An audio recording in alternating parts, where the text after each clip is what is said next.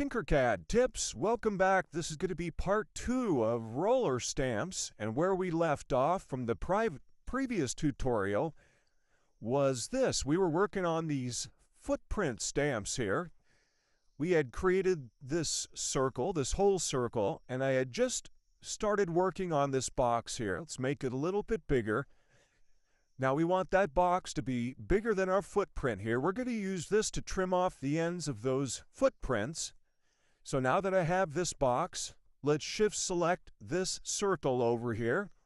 We'll do an alignment. That's either this up here, align, or L on the keyboard. I'm going to click on this circle to make it the master. Going to align down the middle this way. Get everything lined up. Down the middle this way. I'm going to select the two of those. I'm going to use Control-G to union group those together. D to drop it to the work plane. I'm going to change that into a hole shape now. While that's selected, I'm going to shift select on our feet over here. L for align. I'm going to click on the feet to make them the master so that they don't move. Align the middle this way, align down the middle this way.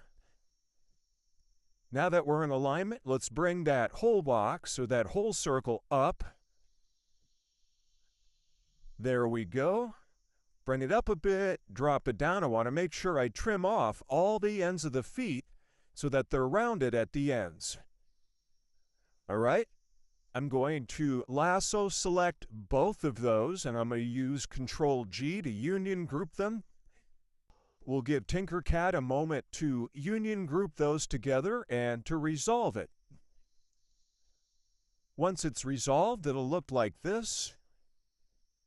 Note that the ends of the feet are now rounded. So let's bring back that other cylinder we had. We had hidden it, so we're going to hold Control-Shift-H. There's our cylinder.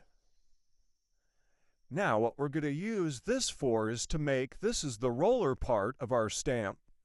So I'm going to hold Alt and Shift, and I'm going to click on this outside corner here, and to have 1 millimeter of those feet sticking out on both sides, I'm going to reduce one of these measurements by 2 millimeters.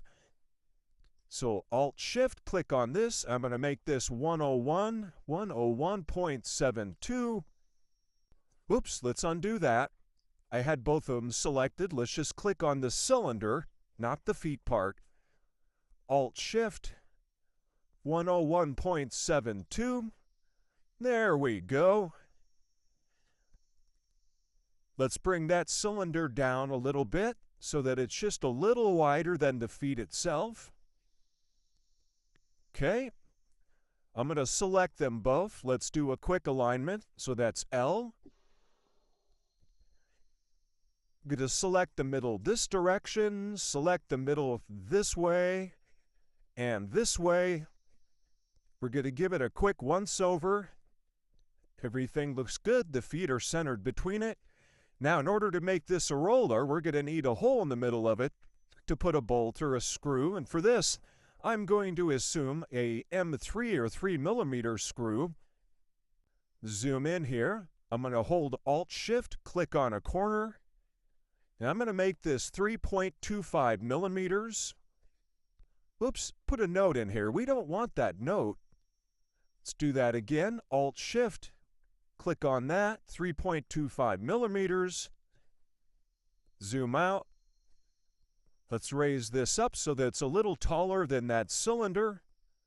I'm going to shift select the cylinder, L for align. I'm going to click on the cylinder to make it the master so it doesn't move. Align the middle that way, align the middle that way, and align the middle that way. There we go. Now let's lasso select all three parts here, and I'm going to use Control-G to union group. And again, we'll have to give TinkerCAD a moment to union group these together to resolve it, and this could take some time, so be patient. When it's done resolving, it'll look like that. Now this is still fairly large. We can scale this down a bit. So let's click on that. I'm going to hold Alt and Shift. Always use Alt and Shift if you want everything to scale in all three axes. So we'll grab a corner, we'll move it in here. Maybe make it a little smaller. Or alternatively, you could click on one of these, like this one here, and let's say we want that to be, say, 60 millimeters. So there we go. That one's all ready to use. Now, too, if this happens to be multicolor, we can also turn multicolor off and it would look like that. Or, we could make it yellow or whatever color. I like doing the multicolor so we can actually see those feet there. So there we have that part of it. Now, of course, we could rotate this up. I'm holding down the Shift key here. We're going to rotate this over 90 degrees this way. We could rotate it this way. D to drop it to the work plane. So this one's ready to go. Now, of course, in this example back here, I've made myself a little bit of a handle for this roller as well. And I won't get into making that handle. Of course, many of you have enough experience with TinkerCAD. You could make this part of it yourself. Or if you have other ideas for how you'd like to make this, that's entirely up to you. So what I've shown you how to do here is just to make a simple pattern like this, or this Santa here. On the next tutorial, we'll get into these types of rollers, which is more of a seamless type of a thing. And bear in mind, and I'll get into this in the next tutorial, that the more detailed this texture is, the harder it's going to be, or the longer it's going to take for TinkerCAD to resolve these images just because of the complexity. This one here is pretty complex, but if you note, and as we go around this, it's all seamless.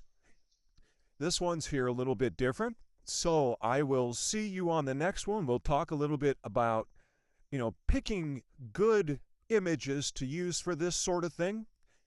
In the meantime, like, follow, repost my videos, drop me a comment if you'd like to, and we'll see you on the next one.